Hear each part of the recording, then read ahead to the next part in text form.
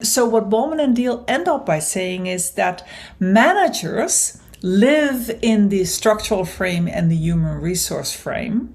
Basically, managers manage for stability and order, while leaders, yes, they are definitely performing in those four frames, but they can also switch the lens towards a political frame or a symbolic frame. So that is what makes them different from managers, because leaders lead for dramatic change, useful and dramatic change.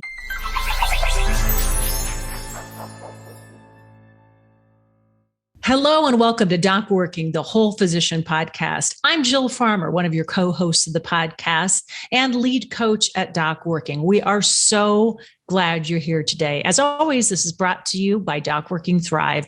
Go to docworking.com today to take our burnout quiz and learn how you can go from being burned out to balanced.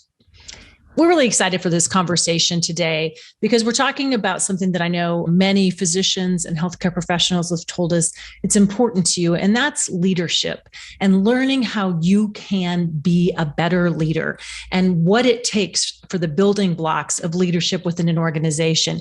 And I've even had physician clients tell me they want to understand leadership better, not only because they may want to step into leadership positions someday, but they want to know and understand how they can be led better by better understanding what it is that leaders do. And I think today's conversation is going to shed some important light on that for you all. I'm really excited to be joined by Tosca Bruno-van Vijfeijken. She is a consultant, coach, and public thought leader, author, and her focus is on nonprofit organizations, both domestically, but especially internationally. She's also the host of the podcast NGO Soul and Strategy and host of several courses on virtual team leadership. At the start of her career, Tosca worked as an international development practitioner for a European think tank, the World Bank, a U.S. nonprofit, and a little organization called the United Nations.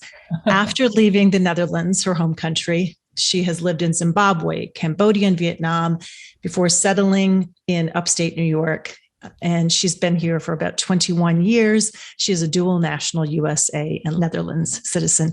Tosca, thanks so much for being with us here today to talk about some frameworks of leadership that I know were new to me and insightful to me, and to understand a little bit where we can default as either leaders or aspiring leaders into comfort zones and where we can stretch into spaces that help us be more balanced on the leadership front. Absolutely. It's my absolute pleasure to be here. And I loved how you framed that just now about the default and the stretch opportunities.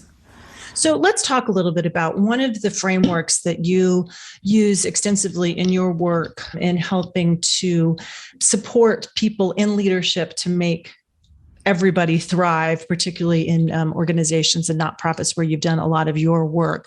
It's based on these four frames of leadership. Give us an overview a little bit about what you're talking about when we're talking about these four frames. Yeah, so this is a set of concepts that comes from two authors here in the US, Bolman and Deal.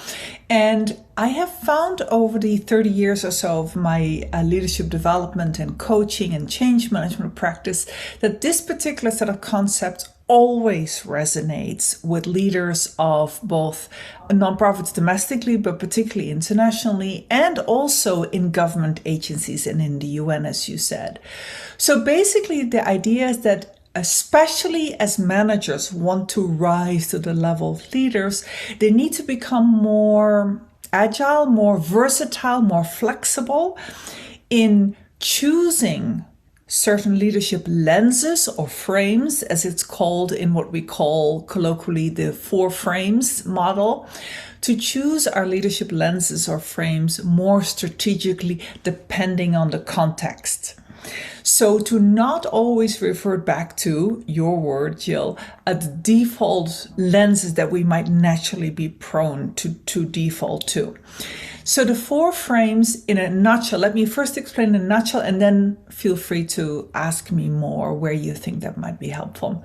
So the four frames, first of all, is the structural frame. And that is that the organization, when you as a leader in a health care organization or in a health care practice, when you think about the organization as a machinery, as like in a factory where you have cogs and wheels and everything has to be turning.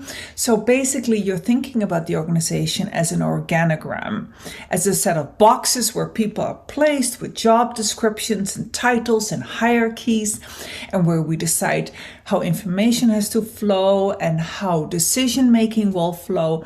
That is the structural frame. Okay, it's a very classical frame. The second frame is the human resource frame.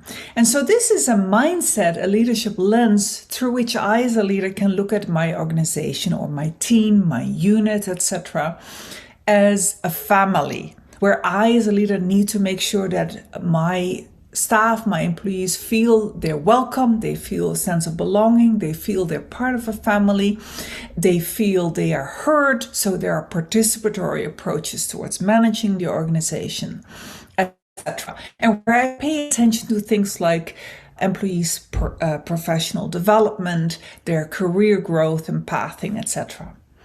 The third frame, and this gets a little bit more abstract, is the idea that the organization is not just a machinery, it's not just a set of people that want to feel part of a family, but it's also a jungle where people are jockeying for positions, jockeying for access to the top leader, for access to budgets, right? Where people start to form coalitions in the background with each other in order to try to have sway to influence a certain decision, right? And where there's also conflict around resources and access to the top leader and decisions. And then the fourth frame is the frame where the organization is also either a stage, like a theater stage, or a stadium, etc., or where it's a temple, a mosque, or a church. What do I mean by that? Is that people in organizations, employees, staff need to also have a sense of higher meaning through the work. And some leaders are better able than others to kind of talk about that higher meaning, the purpose of the work in a transformational way. And they use storytelling, they use images, they use myths. Also, myths about the organization that motivate and inspire people. So those four frames are what we mean by the four frames as first put out by Bolman and Deal here in the US. So what Bolman and Deal end up by saying is that managers live in the structural frame and the human resource frame. Basically, managers manage for stability and order, while leaders, yes, they are definitely performing in those four frames, but they can also switch the lens towards a political frame or a symbolic frame. So that is what makes them different from managers, because leaders lead for dramatic change, useful and dramatic change. So let me stop there, Jill, and see what you think. I think you did a beautiful job of explaining it, because I'm quite sure this is new to a lot of us, including me. And I really like how you delineate between the definition of managers versus leaders. And I think that's what we have seen in healthcare over the last 2.5 years, thanks to COVID. And, leading up to that, thanks to the overwhelming administrative load that has become part of a lot of people's life as healthcare professionals since the advent of EMR and EHR, electronic medical records. That administrative load has created a shift in a lot of people's balance of clinical work versus the other work they're doing. And so managing the details isn't enough anymore, I think, long-term, to help create cultures in organizations where people can thrive. And so for healthcare professionals to be part of the giving voice to this idea that it can't be just about managing, it has to be about leading. So for somebody who listens to that and says, okay, I am a leader or I am close to a leader and I can see they're doing their best in the human resource side of things, caring about people in the family, treating their employees like family, the structural side of things, handling a lot of those details. But gosh, don't they want to stay away from the, as you called it, the jungle or the political aspect of the scarcity of resources? Or is it really their job to create meaning and purpose for people? Shouldn't that be an inside job of the employees themselves? How do you convey to them why those other two lenses might be places where they want to stretch themselves? Where they want to stretch themselves. And you're absolutely right. I see this in national and international nonprofits too, that a lot of people initially, not everybody, interesting enough, there's always some leaders who will pick up immediately on the symbolic frame and who are great storytellers. So they will, for instance, really use metaphors and storytelling a lot, but that's a small minority. On the political frame, I would say, and by the way, there is a gendered dimension to this. I want to highlight that, right? So particularly women, and women physicians and women leaders, we are socialized to think that politics with a small p. And I want to really point out that when I talk about the political frame, I am not talking about petty politics. I'm not talking about self-serving politics. I'm talking about political behaviors as a leader. And if you want, we can kind of unpack what I mean by that. In order to serve the mission of the healthcare organization better, right? There is a gendered aspect to this where women more than men on average look down upon the political frame or think that it's dirty, ethically dirty. And so I would contend that if you as a leader do not want to shy away from the political frame altogether, you need to be aware that others sometimes will use it. And they may use it either for petty or self-serving purpose, in which case you need to know how to counteract that. And sometimes you will be bypassed that way in furthering the mission. So I do think it's important. So should I give some examples of what we mean by this? I was just going to say, give us an example, because I can see, listening to this as a woman through my lived experience, there is a little bit of me that's saying, well, wait, isn't that the patriarchy, right? That you're supposed to play the game to try to get a hold of the attention of the power of the people who hold power here. And I know that's not at all what you're saying, but I need just a little more detail so I can better understand how this is an effective way, lens for leaders to grow the mission. I will fully concede that when you say this is partially, I don't remember exactly what the American expression is for this, but playing the game that others are good in. No, help me with it. I don't remember that expression exactly anymore, but joining the game that others are playing, something like that. Mm-hmm. So influencing work, especially behind the scene influencing. So for instance, I'm a leader in a healthcare organization, and I'm seeing that my senior team above me in hierarchy is about to make a decision that I really think is not serving the purpose. However, I do not have direct access to people, or I don't have credibility with them. Can I pull in behind the scenes somebody who else, a third party, if you will, who I know has access to the CEO, let's say, right? Who is a friend of the CEO, or who is a confidant of the CEO, for instance. So that's what I mean by the political frame as one example, where you bring in third-party actors, if you will, to influence a decision. Another example is when you purposefully gradiate yourself.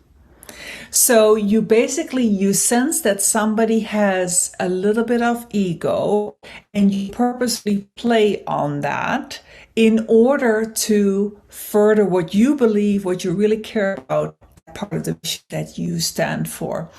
So those things, one could say, yes, that these are things that I don't want to do for purely kind of very high value reasons.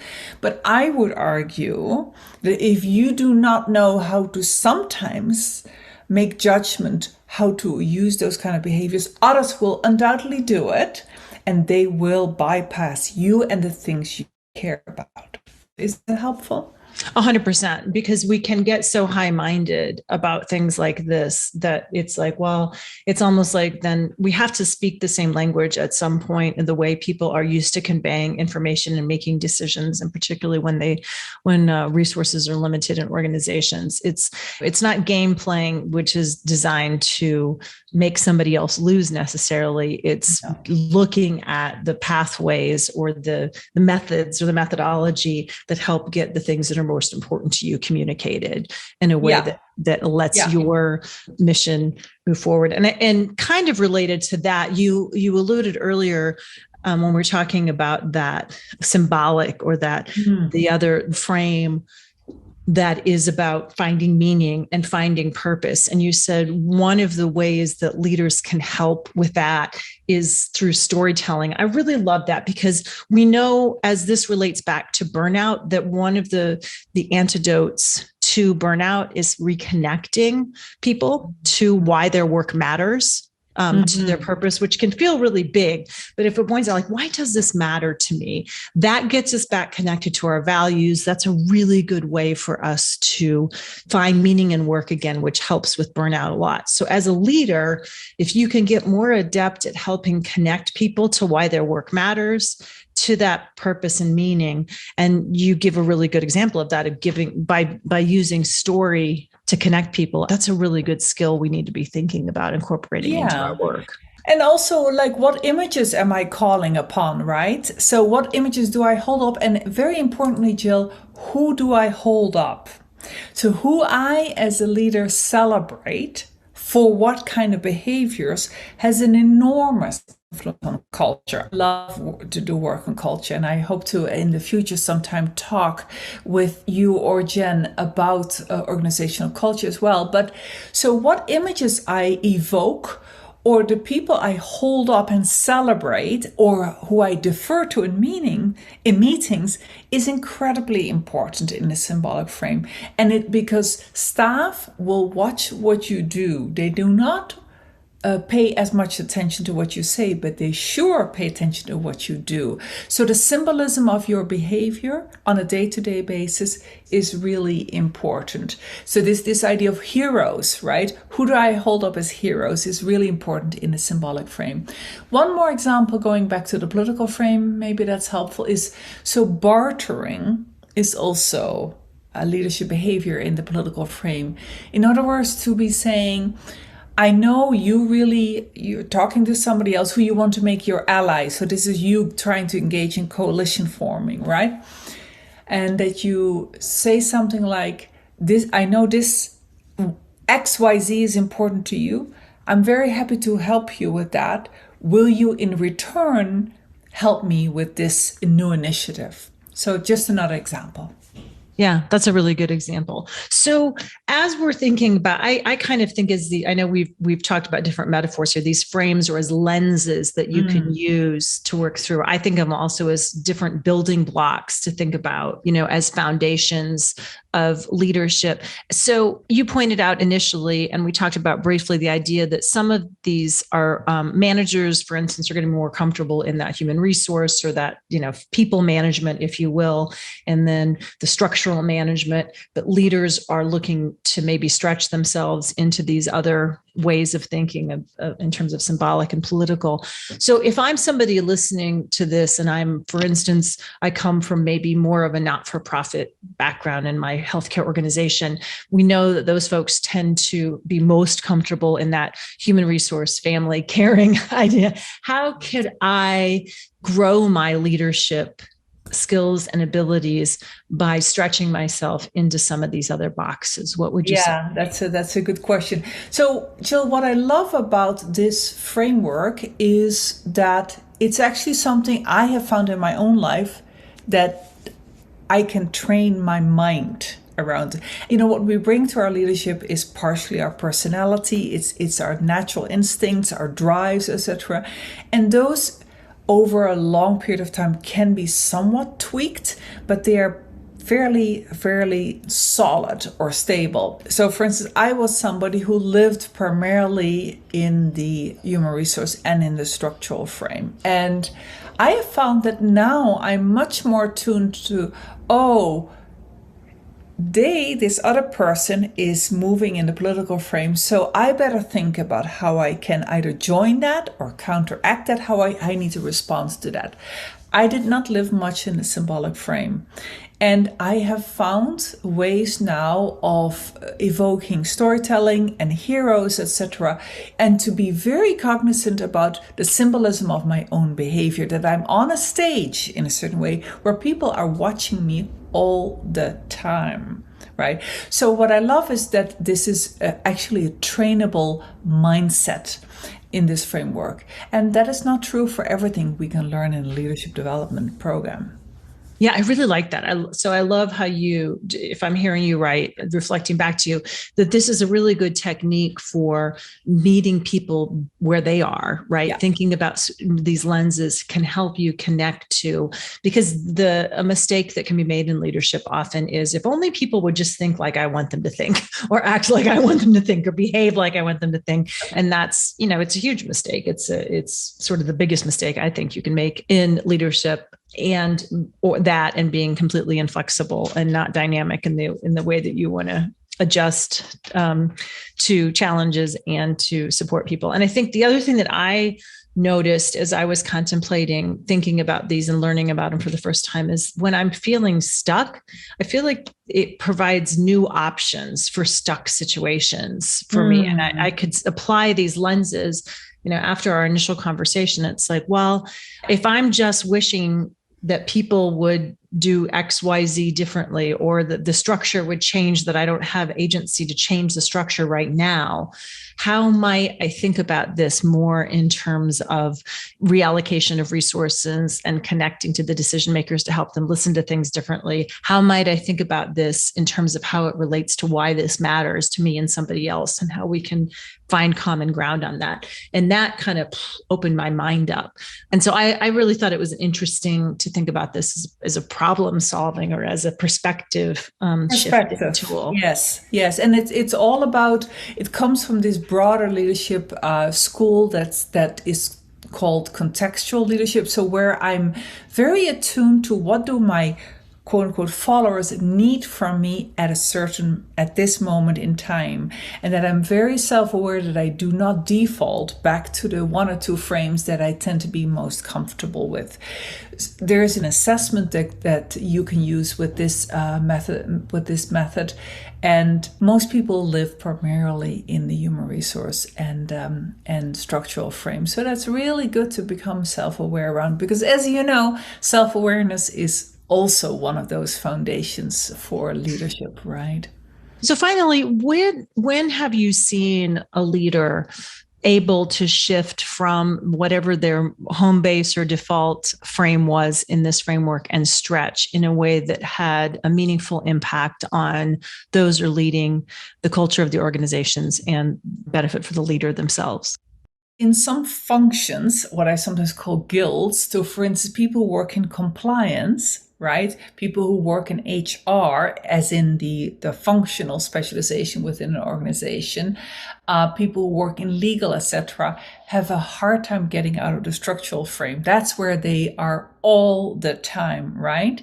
And so I have seen examples where people in the structural frame actually never really thought about the people aspect of their role. And if they wanted to have their organizational systems and processes respected by others, they needed to move more towards the human resource frame and really think about, how is this impacting people? Can I bring people along? Can I invite people to have input on how a certain organizational system or process works? So stretching yourself to adjacent areas, and I would say the human resource and the structural frame are adjacent areas, is easier for most people than it is to go diagonally across to the political or the symbolic frame, right? And I will say that stretching to the symbolic frame is most challenging because it's very abstract and it just is so unnatural to quite a few people. But even if you can imagine let me not always come, for instance, if I primarily live in a structural frame, let me not always come to a presentation with numbers, but let me come with a story about how my healthcare organization impacted one particular person in a powerful way. Mm-hmm. Doing that once and seeing how certain audiences are much more responsive to that can be an eye-opener. So that's the kind of stretching that I think is feasible. But going full on into the symbolic frame is challenging. Yeah, I can see that. If I were coaching somebody, even though I know very little about this compared to you, but if I were coaching somebody, I might say, what inspires you and how can you help convey through your stories, your lived experience, that inspiration, because that's a great place where we are able to symbolically find, where our Venn diagrams cross, because as humans, we are often inspired by what inspires each other. I think we could all use a little bit that in any organization and in any organizational culture, thinking about what matters to us and where we can be inspired together toward growth and higher service. So thank you for this conversation. Thanks for teaching us the basis of these. And I know for a lot of us, it's going to inspire us to look more further into this concept and think about ways that we can incorporate it into our life, and to the many, many healthcare professionals listening, how they can incorporate these ideas to grow their impact and what they're doing out in the world. So thanks so much, Tosca, for being with us in this conversation. It's absolutely my pleasure. I've loved this conversation. So Tosca Bruno-van Vijfeijken, she is a consultant, coach, public thought leader, and you can go right now to 5 Oaks Consulting. That's the number 5, OAKS consulting.org for more information on the leadership wisdom that Tosca has and brings to us through her many lived years of experience in this field. And the rest of you, I also would love you to go right now to docworking.com, take our burnout quiz, check out the ways that we can support your work as a physician and healthcare professional through our Doc Working Thrive program. Until next time, thanks so much for being here. I'm Jill Farmer on Doc Working, the Whole Physician podcast. At Doc Working, we're here to help you maximize your potential on your own terms and help you live your best life. Top executives, athletes, actors all achieve greatness with the support of professional coaches. As a healthcare professional, you deserve ongoing coaching towards success in your career and in your life outside of work, helping you to balance and integrate work and life in the personalized way that is specific to you. At Doc Working, your success is defined by you, and our coaching programs help accelerate your path to get you there. And since our programs come with CME credit, you can let your CME budget help you to prioritize your own well-being. Please check us out at docworking.com, and until next time, thank you for listening to Doc Working, the Whole Physician podcast.